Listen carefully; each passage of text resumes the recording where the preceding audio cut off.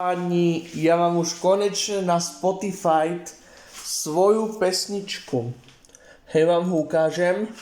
Môj celý playlist je mojimi pesničkami zaplnenými, ako si viete predstaviť. A tu sú všetky tie moje pesničky. Ideme si jednu z nich pustiť. Ako mne sa najviac páči pesnička, ktorú som si ja vytvoril, je táto. Možno všetci poznáte, to je nová pesnička. Rozhodne tí, čo chcete počúvať túto hudbu moju, musíte zaplatiť, lebo takto, ja som to nedal platené, to dal platené, jak sa volá, Spotify, no. A teoreticky ešte tu mám takúto hudbu.